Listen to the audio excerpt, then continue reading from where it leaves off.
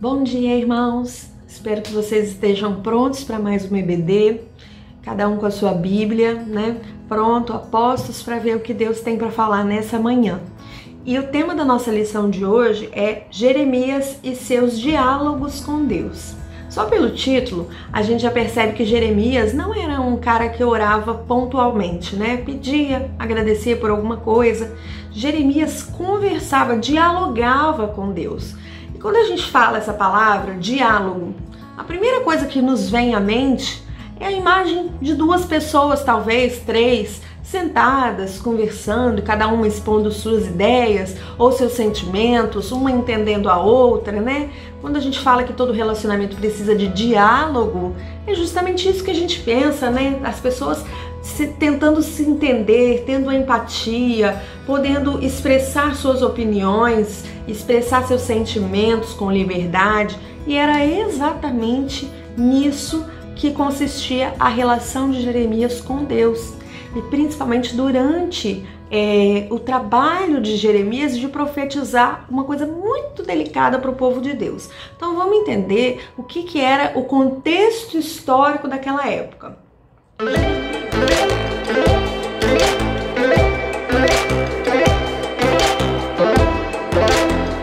Jeremias, ele viveu num tempo em que o reino de Deus, o povo de Deus, estava dividido em reino do norte e reino do sul. O reino do norte era chamado de Israel. Nós não vamos pensar nele agora, a gente vai pensar no reino do sul, porque o reino do sul, também chamado de Judá, foi onde Jeremias profetizou, foi onde ele foi chamado para profetizar. E o rei era... Na época, né, era o rei chamado Josias, que era até um rei temente a Deus. Então, observando ali a falta de fé, de compromisso com Deus do povo, a idolatria do povo, o rei estabeleceu uma nova aliança com o Senhor, de que o povo só adoraria ao Senhor, serviria somente ao Senhor. Mas o arrependimento do povo não foi real. E o povo continuou sendo idólatra, desprezando ali os valores do Senhor, né? Então, Deus mandou Jeremias, ordenou que Jeremias entregasse uma mensagem nada sutil para o povo naquela época. E qual era essa mensagem? Eu vou ler um versículo para que vocês entendam o que era a dimensão da mensagem que Jeremias ia levar para aquele povo. Esse versículo é o versículo 10 do capítulo 1. Então, Jeremias 1, versículo 10. Deus falando para Jeremias, né? Olha, ponho-te neste dia sobre as nações e sobre os reinos, para arrancares, derribares e para destruíres e para arruinares, e também para edificares e para plantares. Então, tudo bem que ia ter uma edificação, um novo plantio no final, mas o que ia acontecer no meio do caminho, que seria arrancar, derribar, destruir, arruinar, era uma mensagem muito dura, muito difícil de ser entregue, né? E aí, o que acontece? Jeremias seria perseguido por essa mensagem. Gente, imagina, não vou nem falar da gente falar isso para um líder nacional, né? Um líder do povo. Imagina você chegar para o seu chefe no trabalho e falar assim, olha só, você será arrancado, derrubado, destruído. No final você será edificado e replantado, mas você vai ser destruído. Você acha que você teria um caminho tranquilo no trabalho a partir desse dia? Claro que não. E Jeremias realmente passou por tudo isso. Quando ele começou a entregar essa mensagem, houve um atentado contra a vida dele. Jeremias foi perseguido, queriam destruir, calar aquela voz que estava levando essa mensagem dura do Senhor, né? Não é que Jeremias ia destruir, mas ele estava levando uma mensagem de destruição para aquele povo. E além de o povo não querer ser destruído, pelo simples fato de que isso é muito ruim, o povo também não queria ser confrontado com os seus próprios erros, que é uma dificuldade que todo mundo tem, que nós temos também, né? Toda vez que alguém vem com uma mensagem dura para nós, a gente tem essa reação imediata de querer discordar ou desmerecer a mensagem daquela pessoa, né? Da mesma forma, isso aconteceu com Jeremias. Todo o povo, não só os governantes, todo o povo ficou contra ele, porque ele estava tocando numa ferida daquele povo, numa ferida moral, que ninguém estava interessado, disposto a corrigir naquele momento. Então agora vamos analisar e aprender com a primeira conversa de Jeremias com Deus. Está lá no capítulo 1, a partir do versículo 5. E essa primeira conversa a gente vai dividir didaticamente em duas partes. Uma primeira parte que vai ali do versículo 5 ao 9 e a segunda parte do versículo 10 em diante. A primeira parte, que é essa do versículo 5 ao 9, se trata de Deus informando para Jeremias que ele já tinha sido chamado desde o ventre da mãe dele para ser profeta de Deus às nações. E aí Deus fala, olha, eu já te conhecia desde o ventre da sua mãe e te constituí como profeta às nações.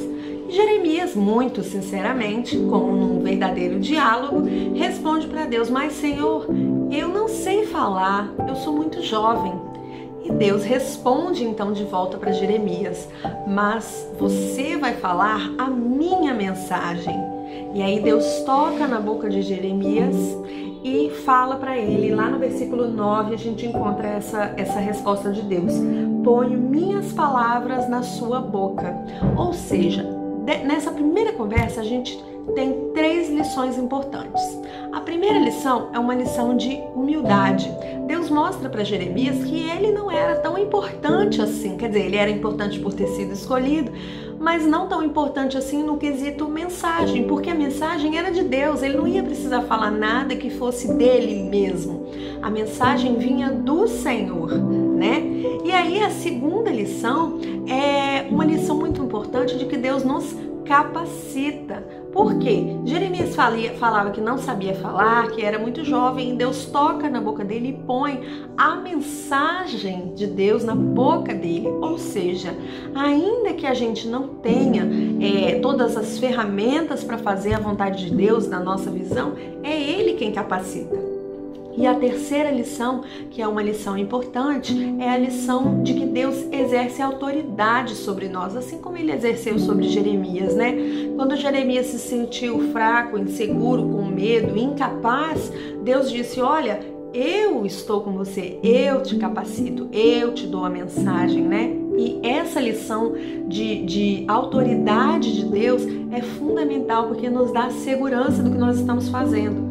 Às vezes eu gosto muito, irmãos, de autoridade, de hierarquia. Eu acho que isso funciona muito bem, isso ajuda a nossa vida. E aí eu às vezes sinto saudade quando eu era aluna, porque eu não tinha tanta responsabilidade assim. A responsabilidade maior era dos meus professores. Então, se eu fizesse alguma coisa errada, tinha alguém ali que iria me dar suporte, que seria responsável até mesmo pelo meu erro.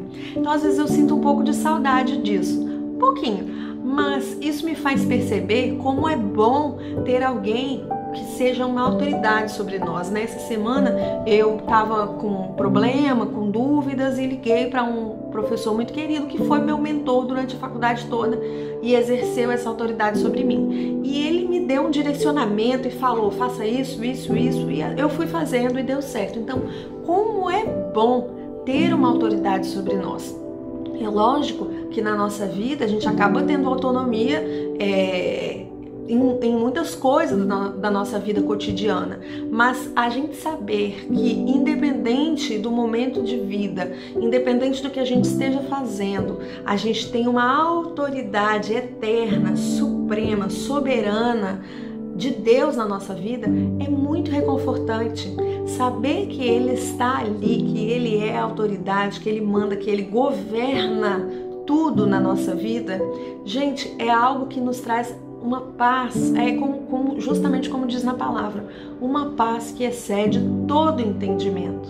E foi isso que a autoridade de Deus trouxe na vida de Jeremias. Aí a gente parte para a segunda parte dessa conversa de Deus com Jeremias. A segunda parte está ali a partir do versículo 10. Começa com algumas visões de Jeremias do que Deus queria dizer para o seu povo. A primeira coisa que ele vê é uma vara de amendoeira. Essa vara de amendoeira representava a justiça. A amendoeira era a primeira árvore que florescia na primavera, né? E a vara da amendoeira representava justamente ali o julgamento, a justiça de Deus, né? E aí a segunda visão que Jeremias tem é de uma panela com água fervente. E essa panela com água fervente não pode ser boa coisa, né, gente? Uma panela com água fervente simbolizava justamente o juízo de Deus e o sofrimento do povo como consequência do seu pecado. Essa panela, mais para frente, a gente vai percebendo nos capítulos adiante, que simbolizava a invasão da Babilônia em Judá, que invadiria, destruiria o reino e levaria muitos cativos, né, para a Babilônia. Então era justamente essa mensagem que Jeremias ia levar. Como a gente já viu, não era nada sutil, não era nada fácil levar essa mensagem, né? E aí, claro que Jeremias seria perseguido, e ainda no capítulo 1, Deus garante isso para ele, que ele seria perseguido. E no final, lá no versículo 19, Deus fala que embora ele fosse perseguido, não prevaleceriam contra ele, né? Versículo 19 fala assim: e pelejarão contra ti, mas não prevalecerão contra ti, porque eu sou contigo, diz o Senhor, para te livrar. Então, a segunda lição, as duas lições que a gente obtém dessa segunda conversa, segunda parte da conversa de Deus com Jeremias, é que Deus não nos engana.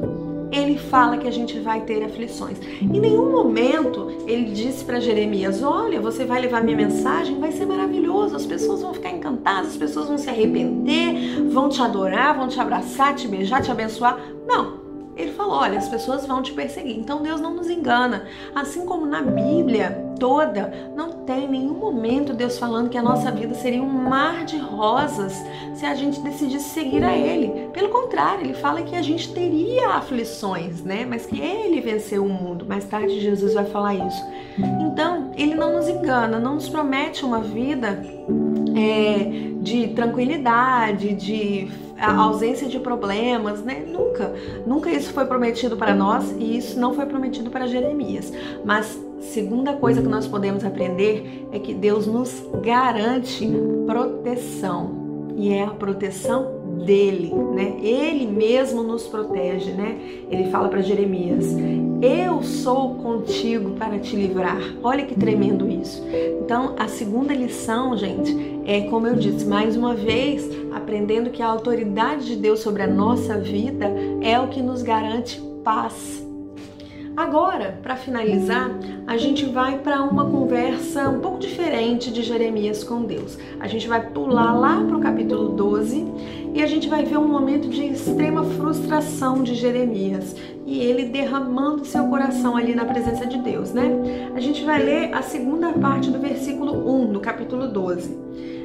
Por que prospera o caminho dos ímpios e vivem em paz todos os que cometem o mal aleivosamente? Pulando para o versículo 4.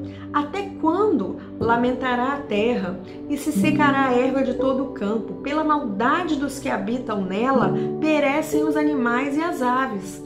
Porquanto dizem, ele não verá o nosso último fim. Então Jeremias estava aqui indignado com a maldade das pessoas naquela época e com como essas pessoas prosperavam. Gente, quando eu leio isso, parece que Jeremias escreveu isso no ano de 2020. Porque às vezes é justamente a nossa sensação de inquietação, de indignação por ver pessoas que cometem maldades, que desprezam o Senhor, prosperando. É claro que a Bíblia tem já várias respostas doutrinárias para essa questão, né? No porquê os ímpios parecem prosperar. E principalmente porque a gente normalmente olha para a prosperidade e acha que prosperidade é ter muito dinheiro e ter tudo o que quer. E lá em Romanos a gente aprende que ter tudo o que quer justamente não é prosperidade, é a condenação. Deus fala que a condenação é justamente ser entregue às próprias concupiscências. Então aquele ser humano que tem todo o dinheiro do mundo, que tem tudo o que ele quer, que faz o que ele quer, que só vive para si mesmo, para a sua felicidade, para os seus próprios desejos, vai se afundar demandando cada vez mais, embora não pareça. Então isso não é prosperidade, né? A gente tem essa questão doutrinária já muito bem respondida, mas Deus não deu uma resposta doutrinária para Jeremias aqui. Deus lançou ainda mais questionamentos no homem que já estava cheio de dúvidas.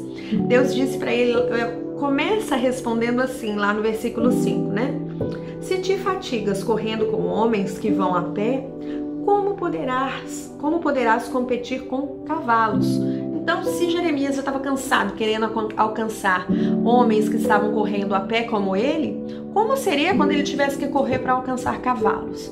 Em outras palavras, o que essa metáfora quer dizer? Se Jeremias já estava achando difícil, impossível agora, como é que seria quando a situação piorasse? Então Deus pegou um homem que estava com questionamentos rasos, né? Olhava a sociedade, fazia alguns questionamentos rasos e lançou questionamentos muito mais profundos para ele sobre como ele precisava ser mais forte, mais corajoso, e levou ele, ao invés de analisar os outros, criticar, se indignar com a falsa sensação de prosperidade dos ímpios, que ele pudesse se analisar. Então Deus usa muitas vezes a oração justamente para isso, para que ao invés da gente olhar, julgar o outro, para que a gente possa lançar luz para os nossos defeitos, para as nossas imperfeições, para que a gente possa melhorar. E aí a gente tem duas grandes lições dessa conversa. A primeira lição é que a resposta nem sempre é o que nós esperamos, né? Claro que Jeremias queria que Deus virasse para ele e falasse, olha, eles serão destruídos, calma que isso não é prosperidade, mas não foi essa resposta que Deus deu para Jeremias, né? E a segunda lição é a mais importante e é o sentido da oração, é porque a oração deve ser uma conversa e não uma lista de pedidos, uma lista de agradecimentos. E que a oração, ela existe muito mais para mudar nós do que para mudar a Deus. Então a oração não é feita para que a gente possa controlar a vontade de Deus. Senhor, por favor, faça isso. Senhor, por favor, faça aquilo. Não é. A oração existe para que nós possamos evoluir, para que nós possamos nos aproximar de Deus, aprender com Ele, fazer como Ele fez aqui com Jeremias, né? Nos questionar de maneira muito mais profunda, pensar em coisas que nós não estamos acostumados a pensar e que nós só vamos ser levados a nos questionar sobre nós mesmos, principalmente, se estivermos ali conversando com Deus. No momento que Jeremias desabafou com Deus, ele foi ouvido, ele foi entendido, mas ele também foi levado a pensar numa questão muito mais importante, nas melhorias que ele mesmo precisava fazer. Então, lembrar disso, esse é o principal motivo pelo qual a oração deve ser um diálogo, uma conversa e não apenas uma lista de pedidos, agradecimentos, palavras bonitas. Não. A oração é justamente a gente abrir o coração, conversar com Deus para que Ele possa ajudar a gente a mudar, a gente a se entender melhor e melhorar. Então é isso. Espero que os irmãos tenham gostado dessa lição sobre Jeremias. Falou muito ao meu coração sobre justamente como é importante ter essa vida de oração incessante, essa vida de conversa com Deus. Eu sou uma pessoa que adora conversar com os meus amigos, que adora sentar, bater um papo, né? Jeremias gostava de bater um papo com Deus e ele cresceu, ele foi muito usado por Deus, foi tremendamente usado, ele cresceu espiritualmente dessa forma, conversando com Deus.